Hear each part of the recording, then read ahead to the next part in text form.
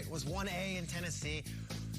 What do we make of this Jets offense? Because right now he's sitting as the 36th wide receiver, clearly the number one as of right now in New York. Too high, too low, or just right? I have no idea where to peg Corey Davis guy. Well, we like this Elijah Moore kid, right? We want to like him, but he hasn't been out there. We know that the Jets treated their second preseason game as sort of their dress rehearsal, and in that game, we saw quite the connection between one Zach Wilson and one Corey Davis. He's going to be the primary target, I think, even when Elijah Moore's back there. I think this is too low where he is going because he's coming off a strong 2020 season. It kind of flew under the radar. He had just under 1,000 yards, 984, 92 targets, obviously a run-heavy, run-first attack over there in Tennessee.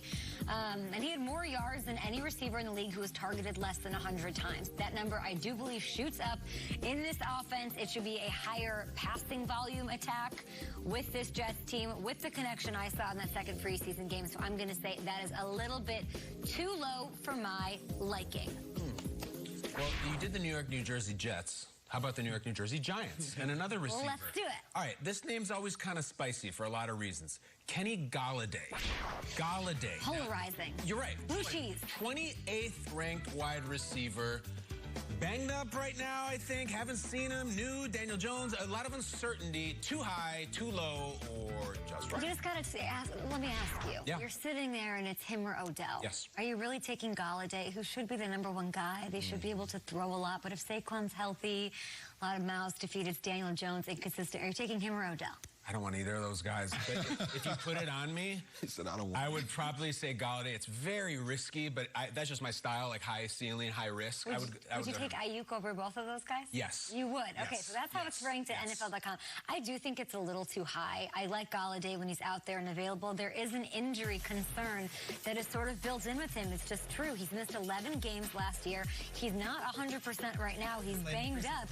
Yeah, he's barely been on the field during training camp. Triggs, you're right. He's missed the entire preseason. There are so many questions about this offense, this quarterback. Can he be good enough to get the ball to Kenny Gallaudet to make plays? What's the breakdown of targets here? Is Sterling Shepard going to be a thing? Is Saquon going to catch 60 balls? I don't know what it's going to look like. I don't know touching any Giants receiving up. Really? Honestly, Evan Ingram, I don't know if I want any of those guys. I don't know who's getting the ball. We haven't seen it. I don't feel comfortable. So would you take Odell over Gallaudet? I would. Yeah, me too. I would. Even though it's obviously the volume might not be there, but if he has a resurgent season. Though. Like, everybody passes and passes and passes, and you get him so late, and then, like, oh my God, he had 1,200 yards. Like, it's a high reward, but it's so risky. I don't know anything about this guy in the Giants. Like, would you rather take, I don't know what the rankings are, I'm just going off, like, Valdez Scantling. At least I know he's on the Packers. He's going to produce. He's going to produce. He's going to have some time. I don't know what these guys, Gallaudet and Shepard, I don't know what we're getting with the Giants. What about a Chase Claypool? Are you taking Chase over these guys? I think I might, probably? yeah. I already did. I think I might. Yeah. I love Claypool. Kenny Gallaudet, very polarizing. The 11 games missed last year and the confusion with the offense has me thinking that not the safest option. But I don't like the asteroid blowing up the world like you do. All right, well, let's look at Eagles running back Miles Sanders. Okay. All right, Sanders right now is ranked 22nd. Trace is going to say that's too low. That ranking is too high, too low, or just right? I want to say he's just right because I'd like him to fall to me at 22. Triggs is really high on Miles Sanders. He said it a lot this season. Triggs, give us your take on that. My take is just that Miles Sanders is going to be your Jonathan Taylor from that Colts offense last year. They're going to feed him, and work through him. But you're the fantasy expert. I don't know how it works in fantasy football. I just know they love him in Philly right now. Well, his 2020 was rough overall. So let's take a look at some of those numbers. He was the 7th highest scoring running back in the league when Jalen Hurts was his quarterback, okay? That's only over 3 weeks with a small sample size, but he did average over 100 total yards and a touchdown per game when Hurts was his quarterback. Is Hurts his quarterback the whole year? Is he healthy the whole year? Those are the questions. But Hurts' ability as a runner, you cannot deny that's going to open things up for Miles Sanders. If he's healthy, I think we see that effect carry over to 2021, and I like him inside the top 20. He's almost just right, but I like him just a little bit more than where he's going. We loved him 2019, right? Loved him. So let's give him a mulligan on PPR. Yeah. Okay, sure. What else we got? Let's go tight end.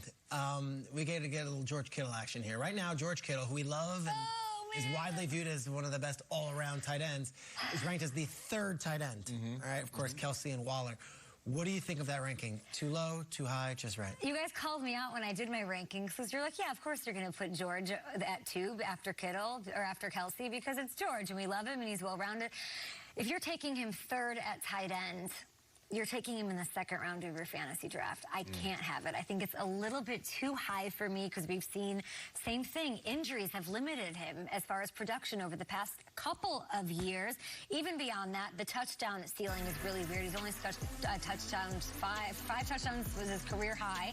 Never had more than that. That's the problem.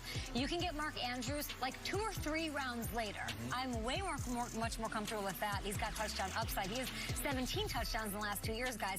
The yards will be there, but also, like, you have a healthy Ayuk, who Kyle is saying that he likes quite a bit. You've got healthier options as a take away some of the yards, the targets, the catches, all of that. I'm a little down on him from a fantasy perspective, so too high. That's okay. A lot of what he does is blocking. Yeah. It makes him a great player, just not a great fantasy player. Yes. 5 touchdowns, not great. What else you got? I got one more.